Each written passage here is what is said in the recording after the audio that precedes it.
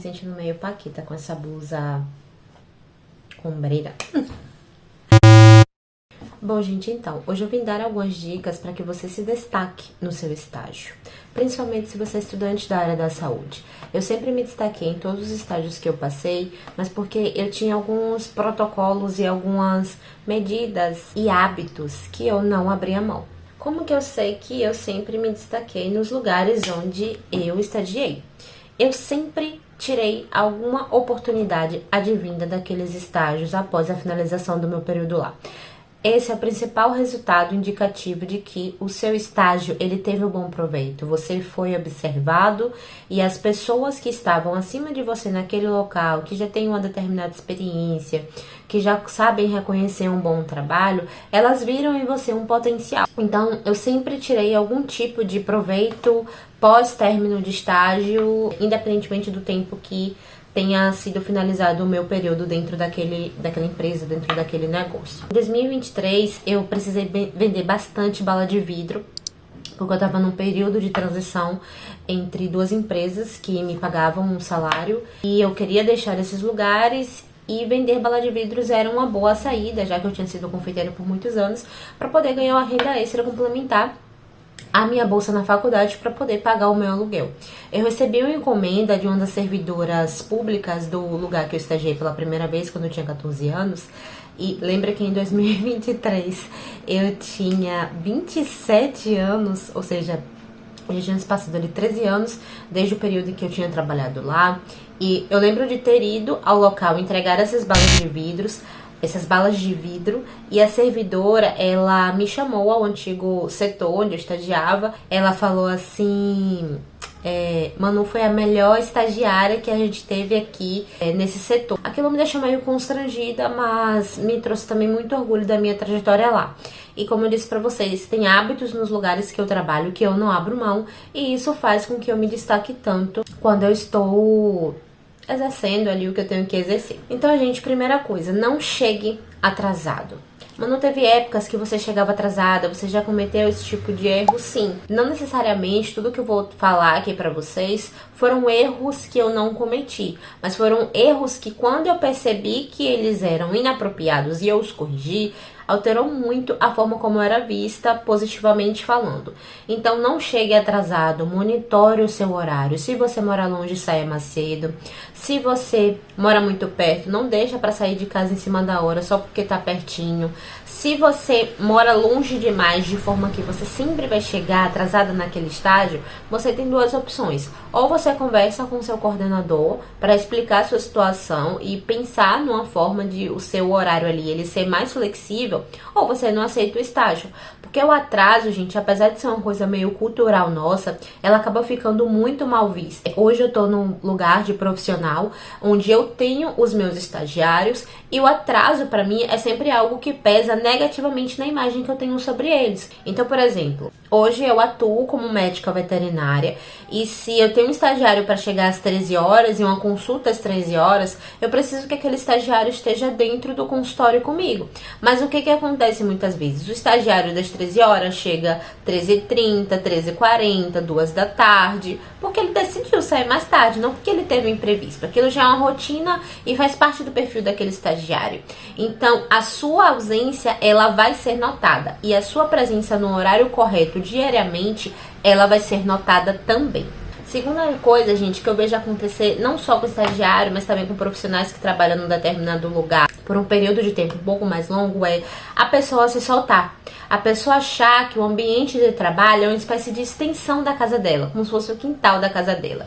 E aí ela passa a ter comportamentos no ambiente profissionais que são antiprofissionais. Então, eu nunca tive isso. Eu sempre fui uma pessoa muito reservada, já disse uma besteira ou outra.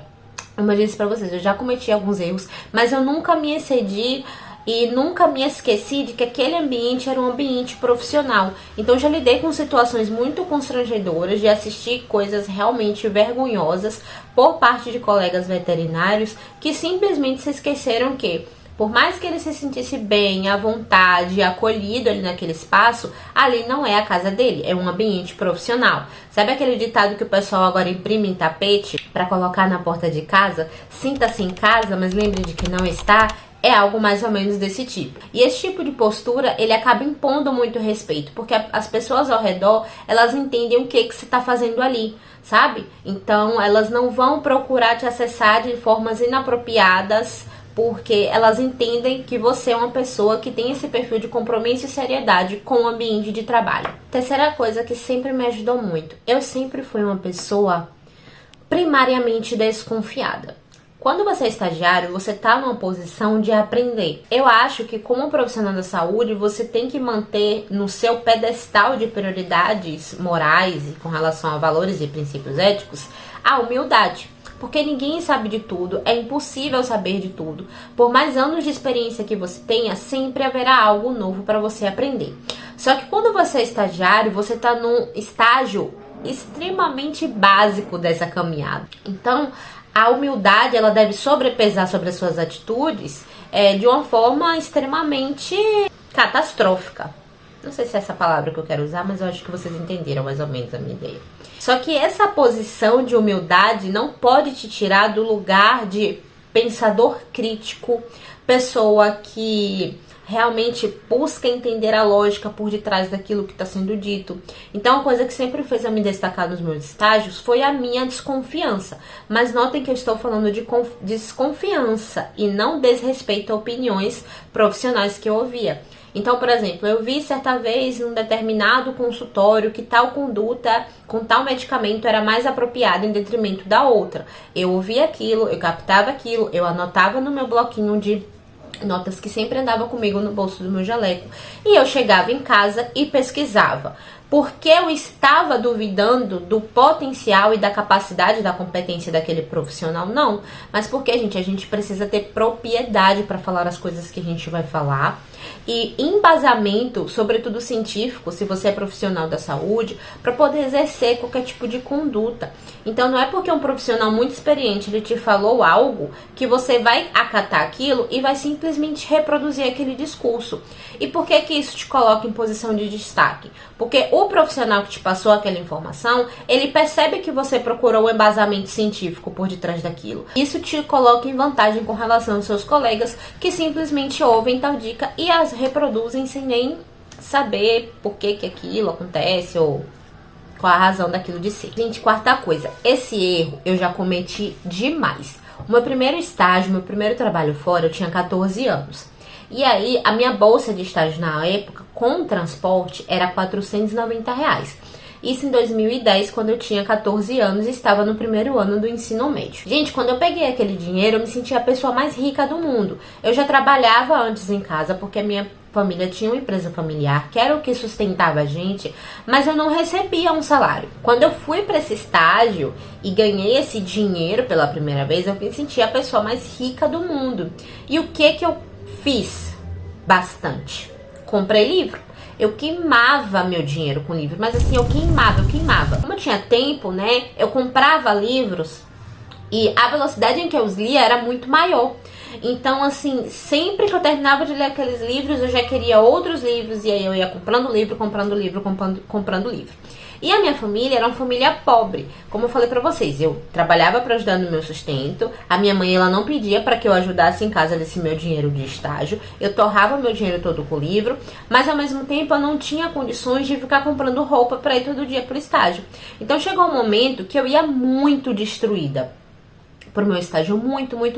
Eu tinha muita pena de gastar dinheiro com roupa, com perfume, com maquiagem, esse tipo de coisa.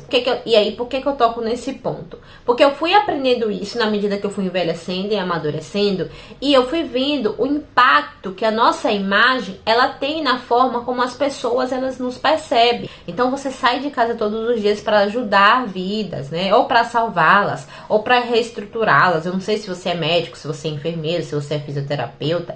E aquele é um momento muito especial para aquela pessoa. Ela não pediu para estar ali. E às vezes você deixa no subconsciente de quem te vê aquela imagem de, poxa, se essa pessoa ela não cuida de si mesma, como é que ela vai estar apta para cuidar do meu animal? Como é que ela vai estar apta para cuidar de mim? Como é que ela vai estar apta a dar conta desse plantão?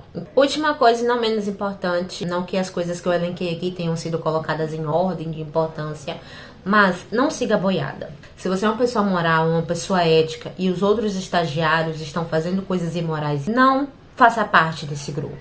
Se todos os outros estagiários, durante o tempo livre, entram uma consulta em outra, entram uma troca de plantão em outra, estão sentados olhando Instagram, TikTok, não faça isso. Tira aquele momento do estágio para poder estudar. Isso também deixa uma impressão muito boa nas pessoas, gente. Quantas vezes eu ouvi dos estágios onde eu saí que eu seria uma pessoa com oportunidades maravilhosas lá na frente, porque eu era muito capacitada e muito estudiosa. E isso não veio da impressão que a pessoa construía da minha rotina, porque ela não voltava comigo para casa para ver o quanto eu estudava, mas ela via eu no estágio estudando, tirando dúvidas, a minha honestidade, a minha franqueza. Então, assim, pequenas coisas às vezes te diferenciam do todo e tem um impacto muito grande na forma como as pessoas te veem. E às vezes você não precisa cometer um número zero de erros. Você só precisa errar menos do que os seus colegas. Tem algo mais que você fez no seu estágio que você acha que contribuiu para a sua trajetória naquele lugar? Me conta aqui.